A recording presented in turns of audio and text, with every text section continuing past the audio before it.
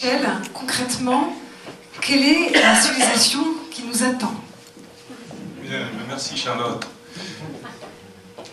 J'aimerais déjà remercier, parce que c'est difficile d'imaginer le travail que représente une journée comme ça, et un livre comme ça. J'aimerais qu'on remercie tous Karine, qui a fait un travail absolument exceptionnel dans ce livre.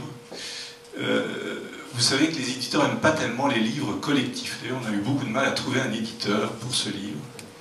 Parce que, effectivement, en général, c'est des pièces rapportées, c'est un puzzle mal articulé. Alors que ce livre, ce qui est extraordinaire, c'est que c'est un livre collectif, mais qui est écrit d'une même source. Et chaque chapitre s'articule avec l'autre, comme si c'était le livre d'un même auteur. Donc Karine est arrivée à se faire ce miracle d'un livre collectif qui soit en même temps un livre, une création qui s'articule. Voilà. Donc j'aimerais qu'on la félicite pour la félicite.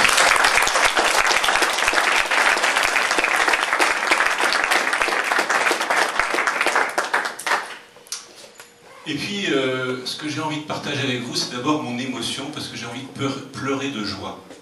J'ai envie de pleurer de joie, parce que certains me connaissent depuis 20 ans, 30 ans. Je me rappelle cette première occasion de travailler sur ces idées au ministère de la Recherche. Et j'allais tous les jours travailler, tenez-vous bien, 1 rue Descartes, au ministère de la Recherche.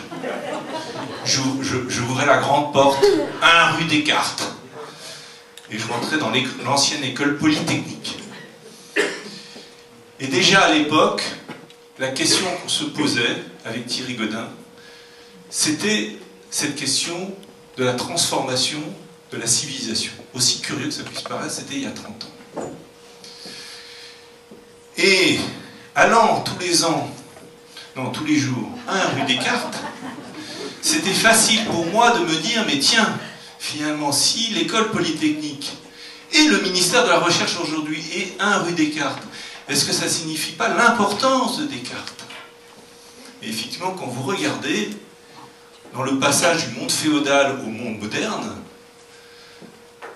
cette pensée de Descartes, c'est quelqu'un qui a su cristalliser d'une manière magnifique un nouveau savoir, un nouvel être au monde, un nouveau logiciel qui allait totalement transformer la planète. Et effectivement, lui, pas seul, il va donner les éléments, les clés de cette utopie, en face de plus de 10 000 ans d'histoire féodale, de cette utopie qui a été le monde moderne.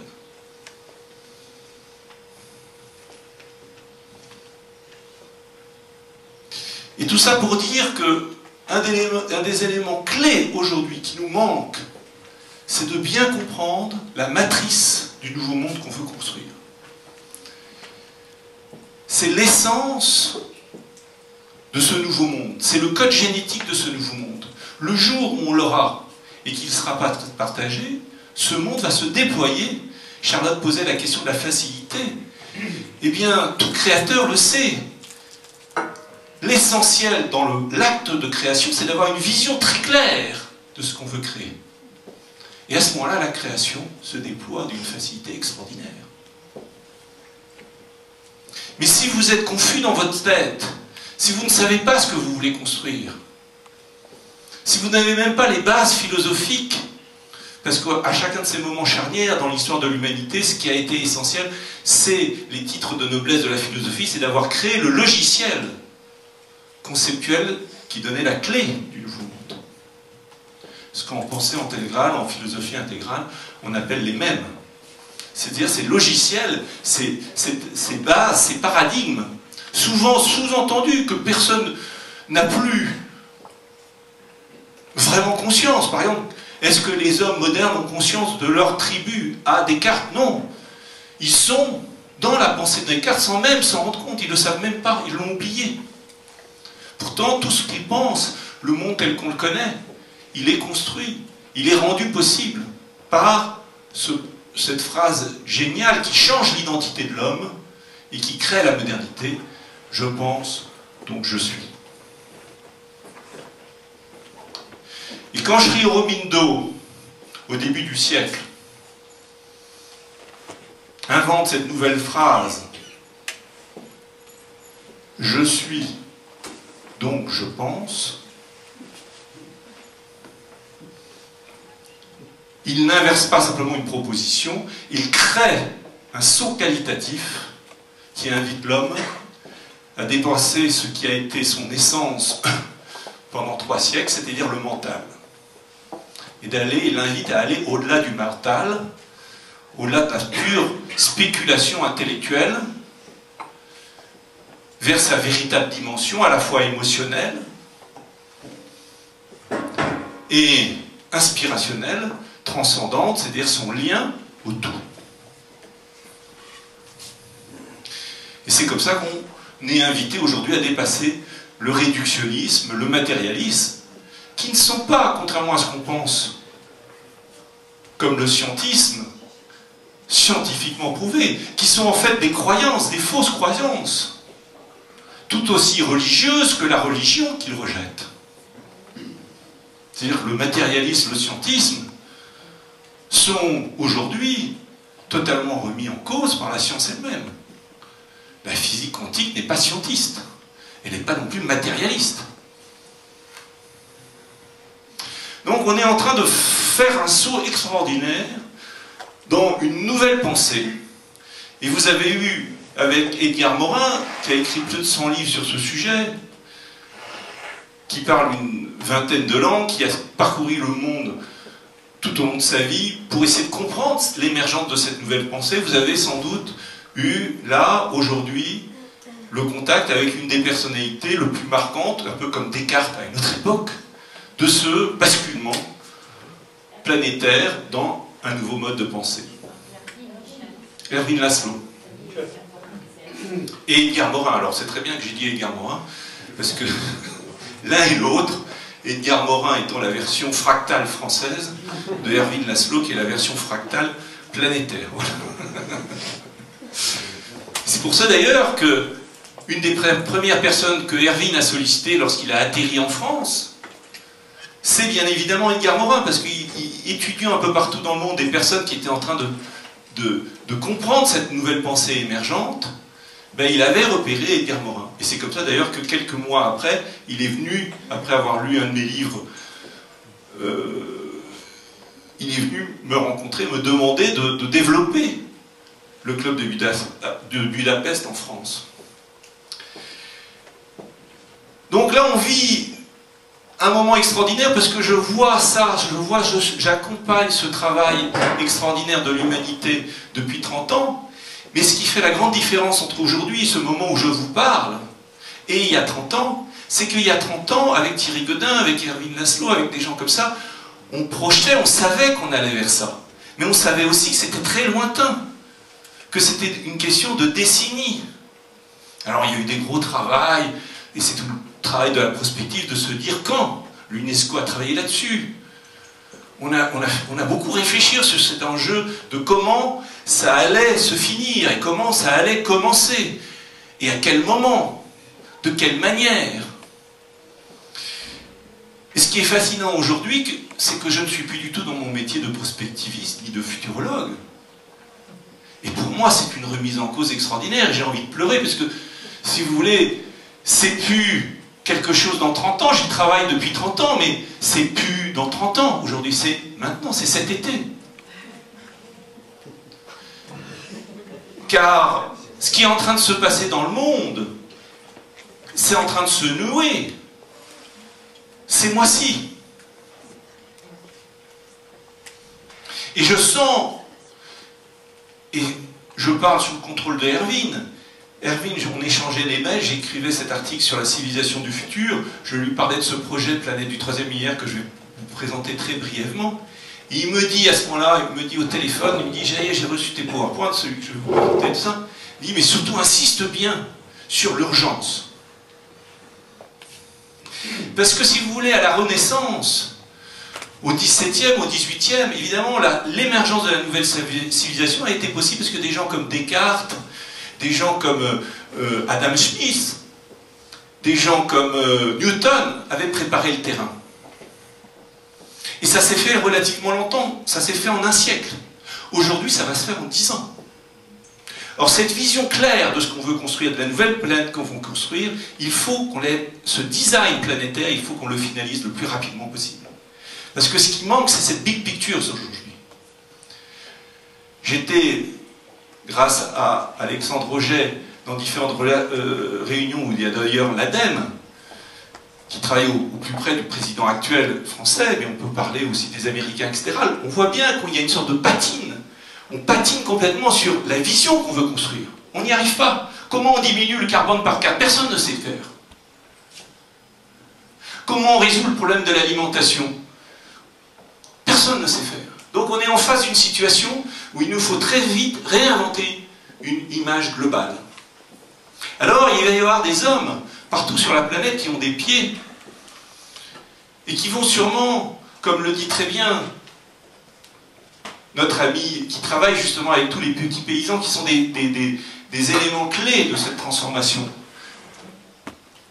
Alter Eco, Tristan Lecomte, et son travail, je vous invite à lire son livre parce que c'est extraordinaire, il m'a fait découvrir comment aujourd'hui 5 milliards d'êtres humains vivent dans une misère terrible, bien pire que la pire des mondes féodales, que nous entretenons et que nous affamons ces êtres qui, eux, nourrissent la planète et dont nous dépendons.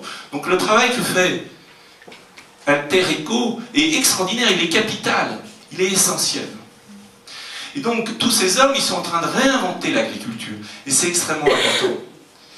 Mais les 1 milliard d'êtres humains qui ont l'éducation sur la planète, ils ont une énorme responsabilité aujourd'hui, c'est d'inventer cette nouvelle civilisation. Ils ont un énorme travail conceptuel d'utiliser leurs études, leur savoir pour proposer des solutions. Alors comment faire? Déjà, sortir de ce dilemme incroyable, c'est... J'ai été dans plein de réunions, etc. Il y a encore des personnes qui disent qu'il n'y a pas de problème. Circuler, il n'y a rien à voir. Franchement, non. Hein, franchement, il y a des sacrés problèmes. Donc, être en déni aujourd'hui, c'est vraiment précipiter la catastrophe. C'est comme dire, non, il n'y a pas de virage, allez-y, accélérez, on y va. Allez dans le fossé à toute vitesse, à toute blinde. Non. Et puis, d'un autre côté, être terrifié qu'il n'y ait pas de solution. Les deux positions s'alimentent dans un cercle vicieux mortifère. Notre vision, il y a un problème, certes, mais il y a aussi des solutions. Et c'est même l'occasion extraordinaire de passer une nouvelle étape dans l'évolution humaine. Mais il faut s'y mettre, il faut se réveiller. Et c'est vous qui allez le faire, parce que vous êtes les personnes les plus éduquées de la planète. Vous avez la chance, donc vous avez le droit de faire cette transformation, mais vous en avez le devoir.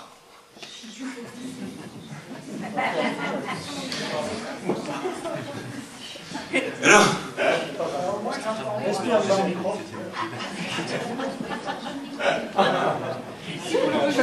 je vais chuchoter. Alors, il y a des concepts clés. Il y a toute une série de concepts clés qui, depuis 1 siècle, 2 siècles, sont en train d'être forgés. Mais ils sont peu enseignés dans les universités. C'est pour ça qu'on s'en est fait l'écho.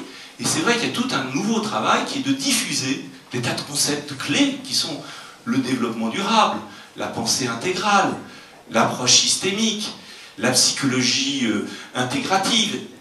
Il y a des tas de concepts qui sont le fourmillement d'idées nouvelles, essentielles à comprendre. Et c'est une nouvelle culture. Il y a des personnes clés qui sont un peu partout sur le monde. Il n'y a pas que Erwin Laszlo.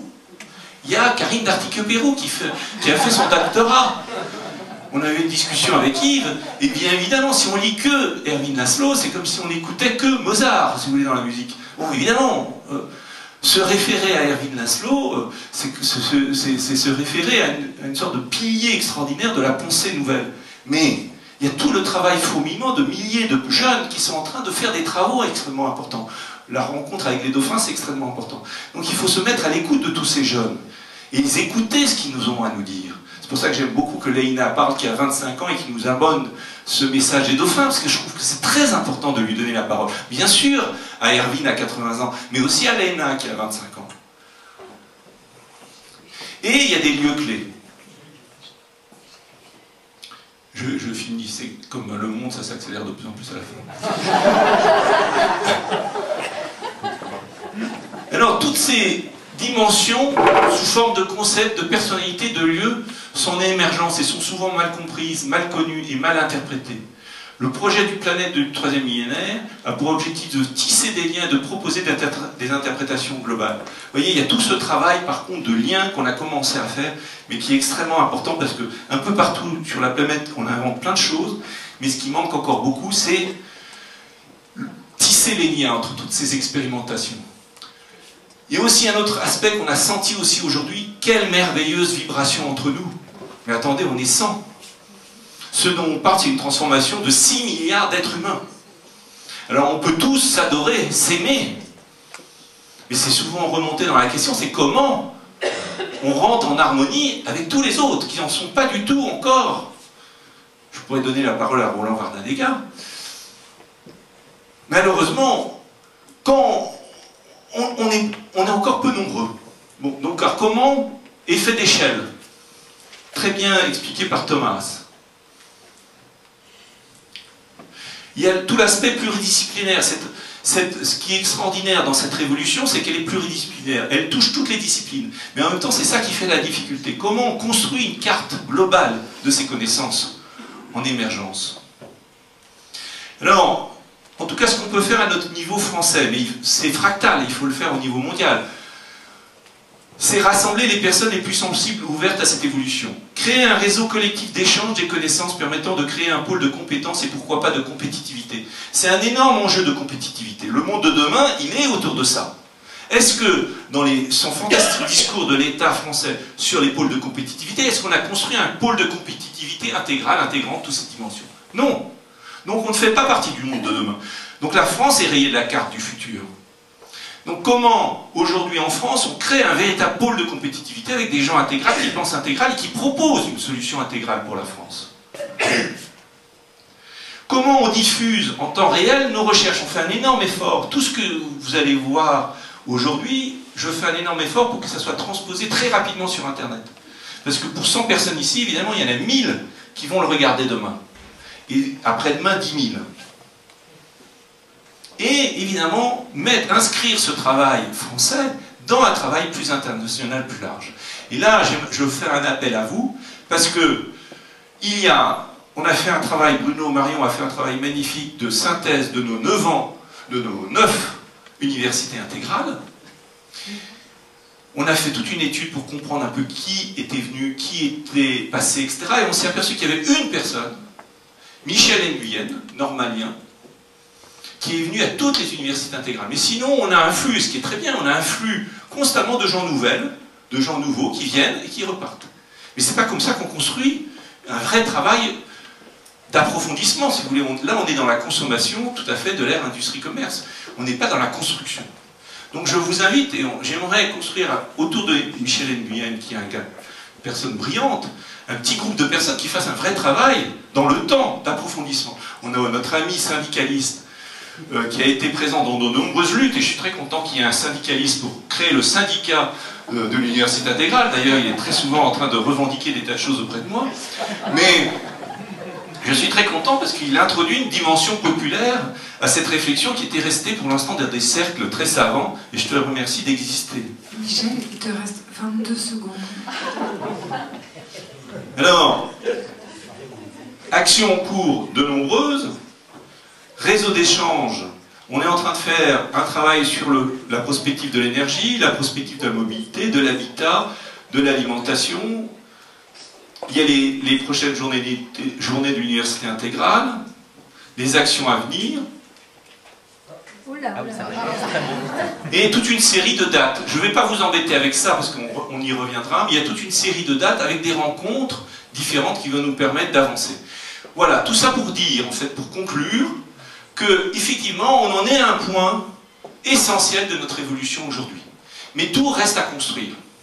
Et il va falloir le faire très vite. Et moi, viscéralement, et Yves le sait, alors je sais que c'est très particulier à moi, mais il se trouve que très souvent j'ai eu raison contre tout le monde dans le passé. Quand j'étais au ministère de la Recherche, j'ai présenté une théorie de la réalité, des champs de réalité fractales, tout le monde riait dans la salle, c'était il y a 30 ans.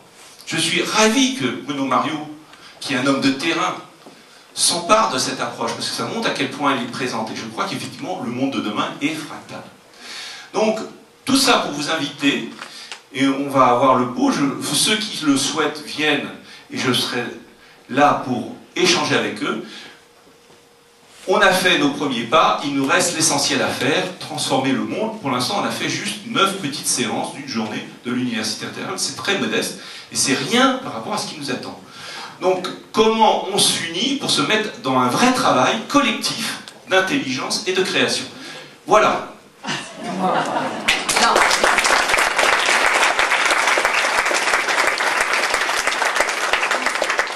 Les énergies qui ont envie de travailler autour de Michel, eh bien, nous avons à 6 h dans les jardins du forum l'opportunité de prolonger la discussion autour d'un pot, d'un cidre de l'amitié. C'est aussi pour clôturer notre année de travail. Et je voulais dire par rapport à cette journée consacrée donc à la sortie du livre, mais au-delà de la sortie du livre, vous avez vu que ce qui nous intéresse ici au club, c'est d'être vraiment une plateforme pour les têtes de pont, pour les têtes de réseau, pour tous ces penseurs en fait qui, dans l'interdisciplinarité ou la transdisciplinarité, innovent, voilà, proposent des nouveaux champs, à la fois conceptuels mais aussi pratiques. Et ce qui nous a valu en fait à la fin de ce travail sur prospective d'un monde en mutation, de se dire que peut-être dans nos actions comme dans nos visions, ce qu'il ne faut pas uniquement travailler, c'est notre empreinte écologique. Certes, l'écologie est importante, mais l'empreinte intégrale, globale, vous l'avez compris, à la fois mentale, à la fois affective, émotionnelle, artistique, spirituelle, etc., était aussi importante. Donc on a fini finalement sur cette empreinte intégrale qui nous paraissent aussi très appropriées et qui relie, j'insiste, sur la vision et l'action, parce qu'on n'est pas dans un monde justement binaire, on est vraiment dans l'action étant la continuité de la vision. Donc nous continuerons ces travaux l'année prochaine autour d'un cycle de soirées des amis, autour de la thématique que nous avons choisie au niveau du comité exécutif qui s'intitule « Le temps des mutations ». Nous aurons également une journée de l'Université Intégrale en novembre qui sera organisée par Charlotte et qui tournera autour de la thématique de la santé. Et j'en profite parce que c'est la fin de l'année pour vous remercier vraiment tous, à la fois participants, intervenants, parce que sans vous, ben voilà, ça n'existerait pas. C'est, vous l'avez compris, une association de bénévoles. Et également, je veux vraiment remercier l'équipe du club. On a une dizaine de personnes dans le comité, André, Charlotte, Bénédicte, Michel, j'en passe et des meilleurs, Dominique, qui d'autre encore, qui n'est pas là, Caroline, qui n'est pas là, qui dit Yves, notre ancien président et également membre du comité exécutif, et puis aussi notre équipe plus large, qui elle nous aide aussi dans les journées comme aujourd'hui, avec Bruno, avec Isabelle, avec tout un tas de gens qui sont là, Justine, Étienne, que vous avez vu contribuer aujourd'hui à cette journée. Donc vraiment, ça c'est vraiment important. Luc, qui fait les films, voilà, que vous voyez. J'oublie encore probablement des gens, je vous prie de bien m'excuser. Non, ça on a déjà mentionné. Donc voilà, donc on est une équipe de 10-20 personnes. Et merci à vous tous, parce que sans vous, ben, voilà, on n'arriverait pas à faire 30 secondes d'un dixième de ce qu'on fait. Alors, il y a un cadeau pour toi. Voilà, le cadeau, c'est cette dame. Alors, c'est le cadeau pour Karine, mais c'est le cadeau aussi pour toute l'équipe du comité exécutif. Par extension, c'est aussi un cadeau pour les membres d'honneur et les membres créatifs du club, et c'est un cadeau aussi pour vous. Donc, madame est un cadeau. C'est un cadeau qu'on m'a fait lors d'une soirée. Et puis, il s'est trouvé que j'étais très occupé et que le timing était mauvais. Alors j'ai dit, bah, écoutez, plutôt que de le donner uniquement à moi, ça serait mieux de le donner à tout le club de Budapest. Donc la dame est venue faire un cadeau, et je trouve que ça fait tout à fait sens juste après ton magnifique travail. Donc voilà, elle va... Je la laisse parler parce que je ne la connais pas du tout. Comme c'est un cadeau surprise, je ne la connais pas. Juste 2 secondes avant le cadeau, il va falloir absolument que se produise un miracle en plus du cadeau. parce que dans 3 minutes 50, nous devons avoir quitté la salle et qu'elle soit nickel propre. Donc il faut avoir cette vision du miracle, et le miracle, c'est pas seulement la vision, c'est aussi l'action. Donc les personnes qui le souhaitent sont les bienvenues pour nous aider à remettre les chaises dans le bon ordre et ranger les gâteaux dans le bon ordre aussi. Merci. Bonjour à tous. Moi, la chose que j'ai retenue en étant arrivée très en retard, c'est comme un slogan que j'avais entendu: If you're not part of the solution, you are part of the problem. Donc si vous n'apportez pas de solution, c'est que vous faites partie du problème. Mais mon chant n'a rien à voir avec ça. C'est une approche qui est plutôt spirituelle, mais en même temps un peu universelle. Le chant, c'est le regard de Jésus que je vais chanter. Mais le regard, c'est tout ce que... on doit être conscient de ce qui se passe, ouvrir les yeux. Voilà. Je vous raconte mon histoire. On était deux amis, Jean et puis moi André. C'était 4 heures du soir du mois de février. On suivait en curieux Jésus qui s'en allait, quand il s'est retourné et qu'il nous a parlé. Il y avait dans ses yeux tellement d'amitié. Oh, ce regard, je ne l'oublierai jamais. Oh, ce regard, je ne l'oublierai jamais. On était si heureux, on va chercher mon frère à qui Jésus a dit: toi tu t'appelleras Pierre. Après il y a eu Philippe et puis Nathanaël. Quelques mots mais surtout le véritable appel. Il était dans ses yeux qui semblaient dire venez. Oh, ce regard, je ne l'oublierai jamais. Oh, ce regard, je ne l'oublierai jamais. Seule comme d'habitude, j'allais à la fontaine. Vous savez mon histoire, moi la Samaritaine. J'étais la fille blasée qui traînait un cœur lourd de n'avoir pas trouvé le fameux grand amour. C'était comme une eau fraîche quand il m'a regardé. Oh, ce regard, je ne l'oublierai jamais.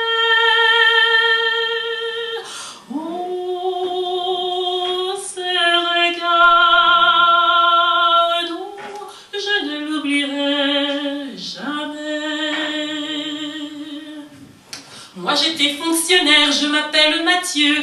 Un métier bien payé qui donne quand on est vieux la bonne petite retraite pour faire son petit jardin. J'ai oublié tout ça quand Jésus m'a dit viens. Quand il m'a regardé, il a tout chamboulé. Oh,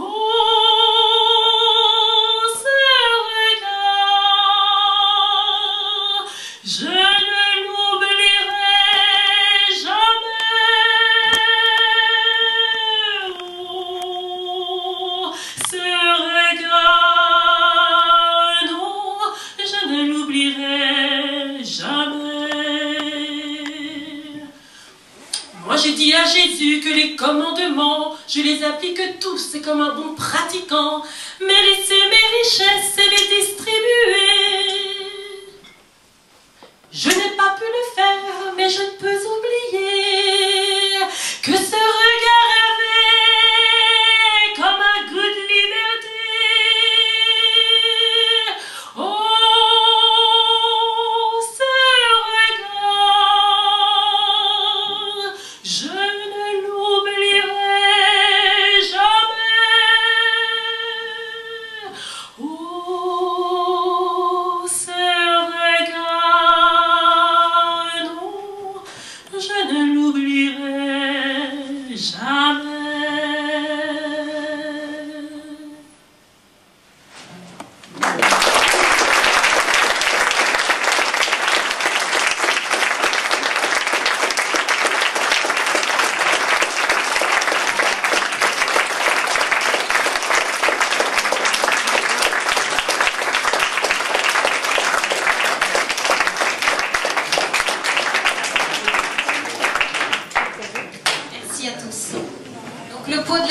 dans les jardins et merci de nous aider à rassembler les chaises.